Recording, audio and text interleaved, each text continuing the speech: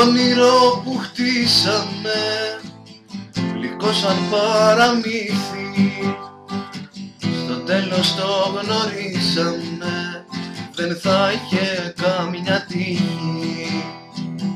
Ήταν σαν μαγικές στιγμές η κάθε επαφή μας, χαραγμένες στην καρδιά θα μείνουν στη ζωή μας.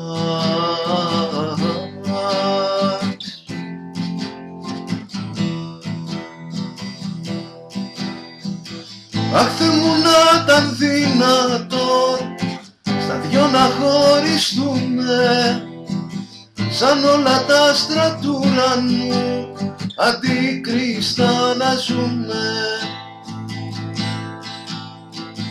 Αχ, Θεέ μου, να ήταν δυνατόν στα δυο να χωριστούμε και τη ζωή αυτή κι οι δυο μαζί να αρνηθούμε.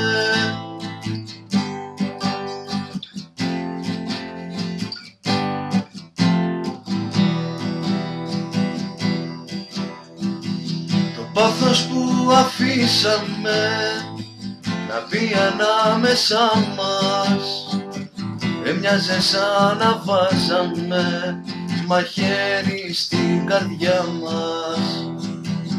Δεν χρειάζεται αισθήματα να ζούμε, αφού στο τέλος και οι δυο πολύ θα πληγωθούμε.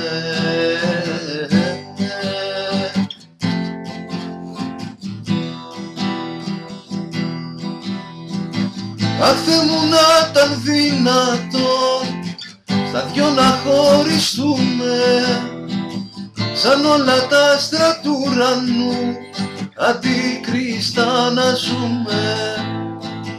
Αχ, Θεέ μου, να ήταν δυνατόν στα δυο να χωριστούμε και τη ζωή αυτή κι οι δυο μαζί να αρνηθούμε.